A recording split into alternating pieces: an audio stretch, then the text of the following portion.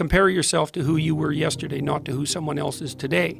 Yes. Because you need to have a hierarchy of improvement. You need to be aiming for something, and that means you're going to be lesser than people who've already attained along that dimension. Yes. And that can give rise to envy.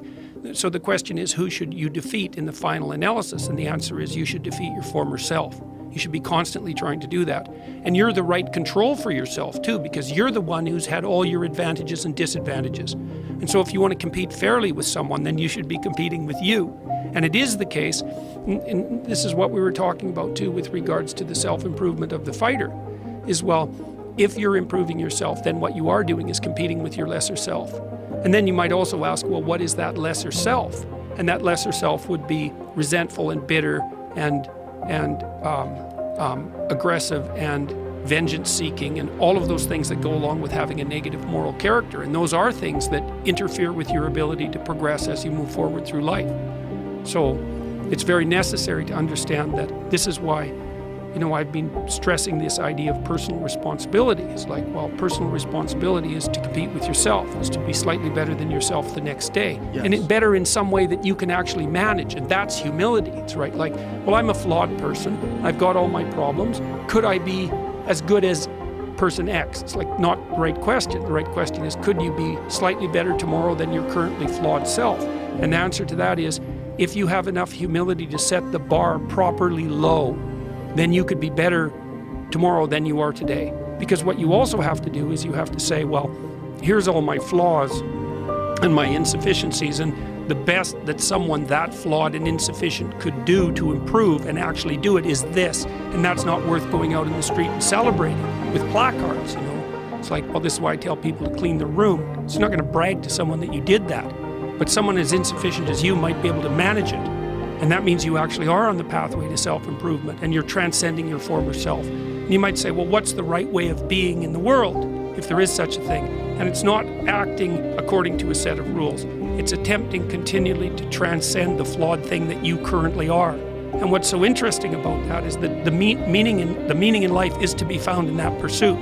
So I've been laying that out in these discussions too, because it's saying, well, the fundamental issue is that life is tragic and difficult, very tragic and difficult for everyone. And it's also tainted by malevolence, because no matter how things are tragic and difficult, but there's always some stupid thing that you could do or someone else could do that could make it even worse than it has to be. So that's life.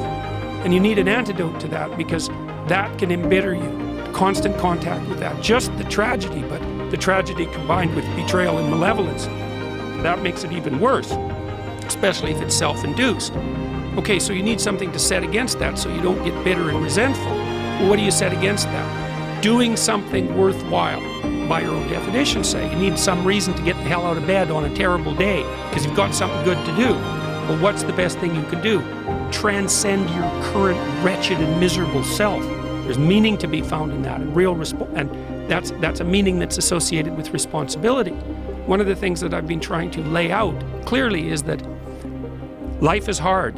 It's tainted by malevolence and betrayal. That can make you bitter. You need a meaning to offset that. Where's the meaning to be found?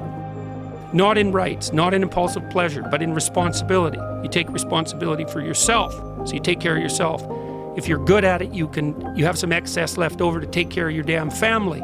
If you're good at both of those, then you have some excess left over to take care of your community. Those are heavy burdens. You pick up the burdens, you find that's meaningful. The best way to pick up the burden is to continually improve yourself. And that's where the meaning is to be found. And so that meaning is in the continual self-transcendence. That's letting your old self die and the new self be reborn. It's things are going really badly for you, and there's just chance associated with that sometimes. And you and the people around you are doing stupid things to make it worse. It's like, okay, what have you got under those circumstances? You've got the possibility to slowly raise yourself out of the mire. You've got the possibility to do just what the fighter does when he's defeated, which is to say, well, regardless of the circumstances that might have led to my defeat, like even if there were errors on the part of the referee, this is no time to whine about it. This is a time to take stock of what I did wrong so that I can improve it into the future. And that's the right attitude. You can set yourself a goal that you can attain, and there's not going to be much glory in it to begin with.